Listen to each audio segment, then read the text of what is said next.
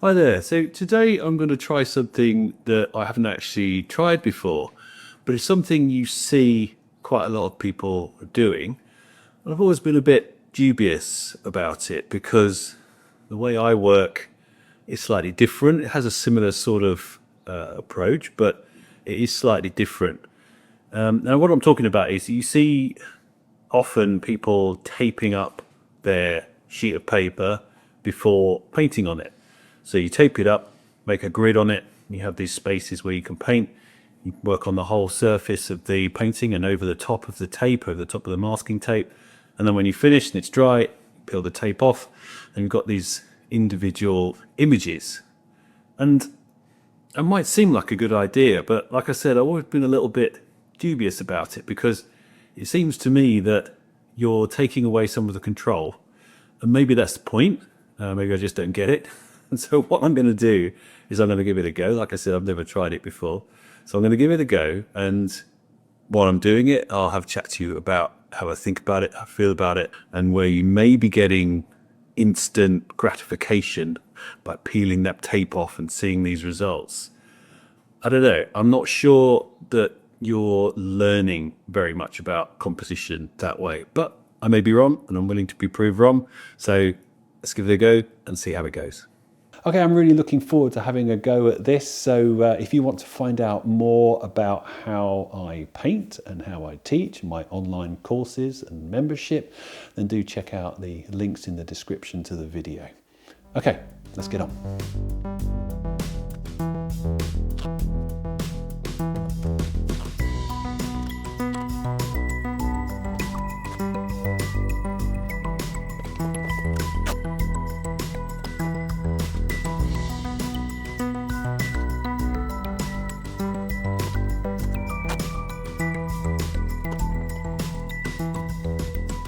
Okay, I've got my spaces marked out. They're just 15 by 15 centimetre little squares.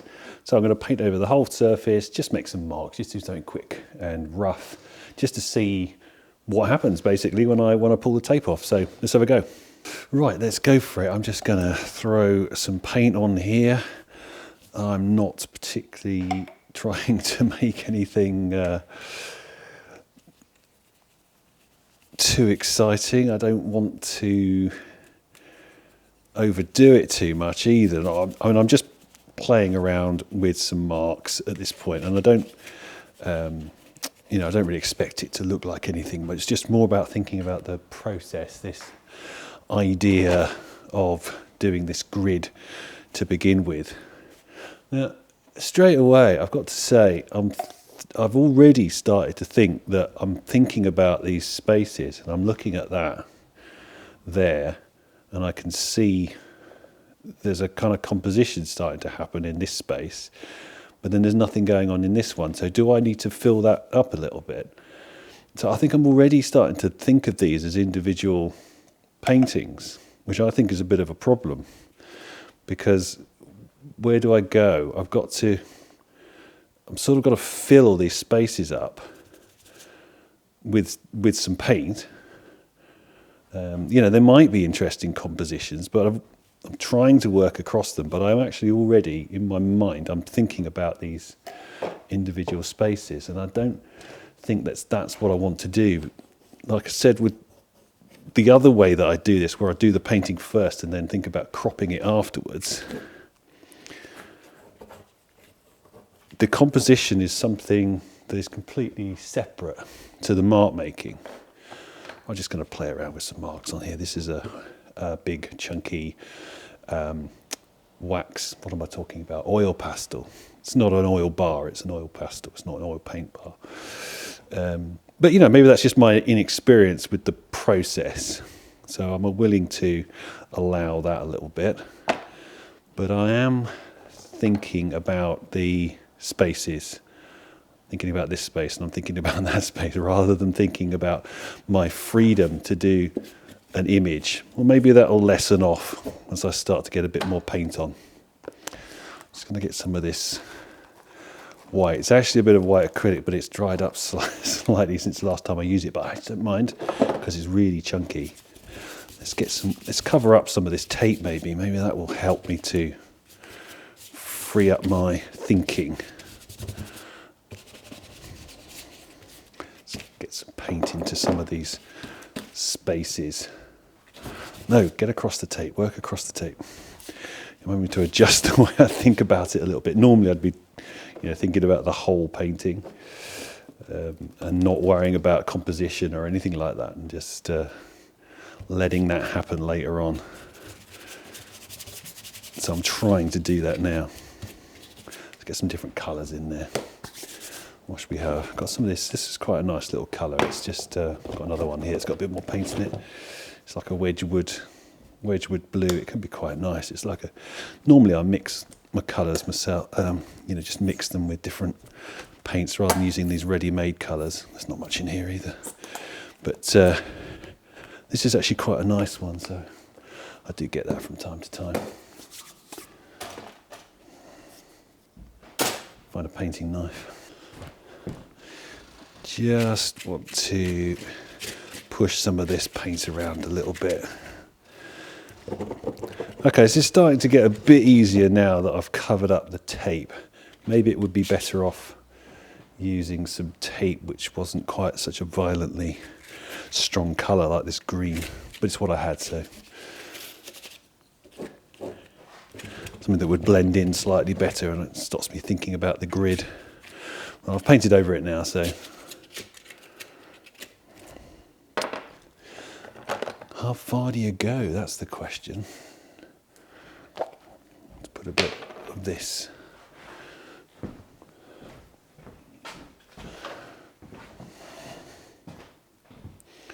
Let's try use a bit of this. This is like a little tester pot, actually, like a decorating paint. It's quite a nice colour. Was it like a herby, sagey green or something? Just trying to make some nice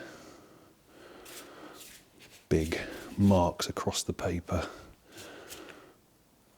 I am finding it quite difficult to forget about the grid still, but like I said, that could just be me. It's not necessarily a flaw of the process.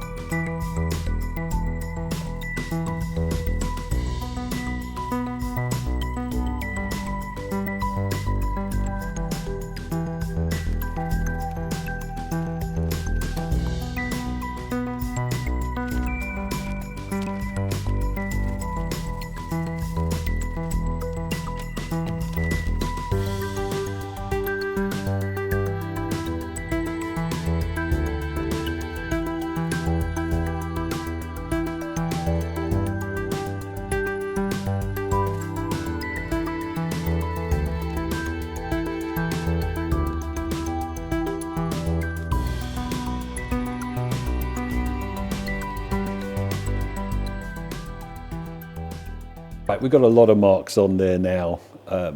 After it was dry, I put this orange acrylic, it's cadmium orange acrylic, used the knife to spread that around.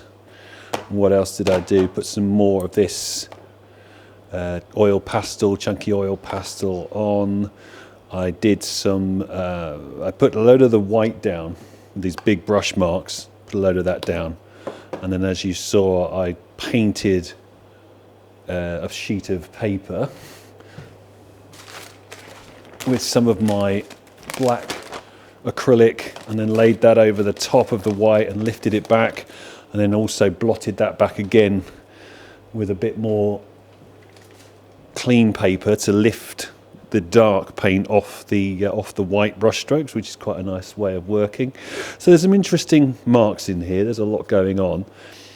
I think I never really got over thinking about the spaces, but that may be, like I said earlier, just from my inexperience in using this process. But it'd be quite interesting to see what happens when I lift the tape off and I get my spaces. But you can see I've sort of worked into this space here because I know that the tape isn't there, and I've kind of worked into this space because I know the tape isn't there.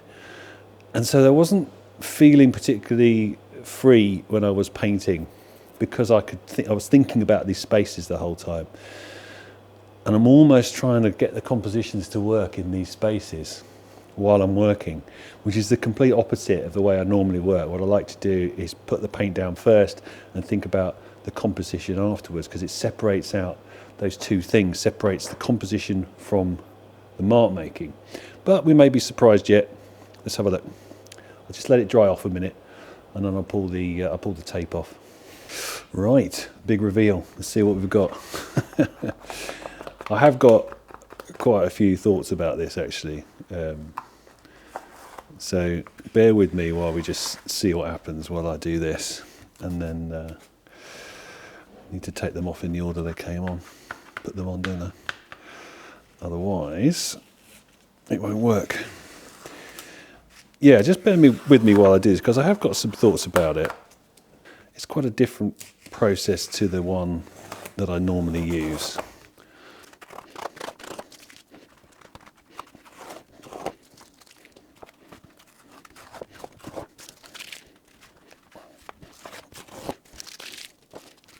It's quite interesting because I've been standing here for a few minutes after I pulled the tape off, just having a think about what I think about this as a process. Because on the face of it, the images themselves are quite seductive and reasonably interesting. Probably this one is probably the best one. That could do with a bit of work. Maybe this one. So there's kind of two which are okay. And so on the face of it, you look at it, and as a group, you pull the tape off and you think, hey, you know, wow, I've got 6 little paintings just straight away like that. And I was wondering if I was wrong. I was kind of doubting myself for a little while there, thinking, I've decided to do this video about how I don't think this process is as useful as the one that I'm used to, the one that I use. And I was sort of doubting myself. But I'm standing here thinking about it, and actually, I don't think this works, because I've got this image here, which is okay, but it's a bit lucky, and the rest of them not really working particularly well. I'm not very interested in them. So it's a bit lucky that this one came out, and I reasonably like the composition, and it's all right. But I'm stuck with it. I've got no flexibility at all to do anything with this image or with any of the others, because I locked myself into the format, the size, and everything before I made a single mark on the paper. By making a grid on the paper, I've decided right from the beginning that they're all going to be 15 by 15 centimeters, and that's it. I'm stuck with that. There's nothing I can do about that. And so there's no flexibility to think about the composition. And actually, what has happened here is it's just lucky that I've got one which I think is all right, and the rest of them I'll probably just get rid of. So 1 out of 6 is a pretty low hit rate, but also it's no better than the way that I normally do it, which is, as you probably know, I'd get a painting like this, and I'd grab my, not particularly like this, there's not much paint on here, but I'd get some little L shapes like this. And now, once I've made all the marks, and I've got everything on the paper, I've got my paint on the paper, I can move this around, and I can decide where the composition works best. And probably not even finish, just decide where it can be a starting point for maybe adding some collage or working over it a little bit. I can change the size, I can change the format. It's way more flexible. And for a little while there, I got sucked into thinking that I was wrong, but I actually don't think I am. I think this is way better. This painting is not as interesting as the actual way I was applying the painting to the paint to the one that's underneath here. It's a bit thin. But in general, this process is more flexible, it's more creative, and I think the crucial point is that you learn more about composition because you're having to make more conscious decisions about where you're going to crop where you're going to change the size and the format, what works, what doesn't work, and you're having to think about it a lot more. There's no randomness, there's no luck involved. You're making conscious decisions about the composition and the format and the size. And I just think it teaches you a lot more. So just that little bit there, I like these little marks here, these little swirly marks against this darker mark there. There's a bit of sort of peachy pastel going through there, which works quite well. And if I go back to the ones underneath, yeah, there's a bit more paint on here, and the paint's a bit punchier. But that's just, you know, the way I was applying the paint. I could do the same thing with a large sheet of paper and crop it in the way that I normally do. This is pure luck that ended up like that. And while I was painting, I was very conscious of these 6 spaces, thinking, oh, I've got to get some in here. I need to leave some space on this one because everything's getting a bit dark. This one didn't even succeed in doing that. It's all very dark down here and a bit too mid-tone, so it doesn't really work. There's no tonal variation here. This one's got the best tonal variation. It's got the best balance between the lights and the darks and the colour, but it was lucky. And that's what you don't learn by doing this, rather than making the decisions about the composition once you've finished the painting. You're able to separate out the mark making, the energy, getting the energy into the mark making and the painting, the way you're applying the paint, separating that from thinking about composition, which you can do very easily and much more clearly if you use this method. And like I said, the hit rate's no better. Say I get 1 painting out of this sheet. Well, I only got 1 out of the one underneath anyway, because the others I didn't think were very good. Right, that was really interesting, because when I peeled the tape off at the end there, I thought for a minute that I was wrong, that I got it all wrong, and that actually, yeah, this is brilliant, this is an amazing way of working, I'm going to do this all the time now. But actually what happened was precisely what I was saying at the beginning, is that I got sucked into the kind of instant gratification of peeling off that tape and then going, oh wow, I've got some amazing work here. But that's not what I'm looking for. I'm not looking for that sort of instant result. And in fact, I'm looking for exactly the opposite, which is what I wasn't getting with this process. Because when I was doing the painting, I was very conscious of the spaces, of these 6 areas that I was painting into. So I was losing the freedom to actually make interesting paint marks, because I was thinking, well, this one's got to have this in it, this one's got to have this in it, and it was a little bit restricting. Now maybe that's just me being inexperienced with this particular process, and if you enjoy working like this, of course you carry on. It's all good, right? It's all good. It's all painting and it's all good. But I'm sure that there's going to be some people in the comments who are going to say, I use this process all the time and, you know, it's amazing. Why are you slagging it off?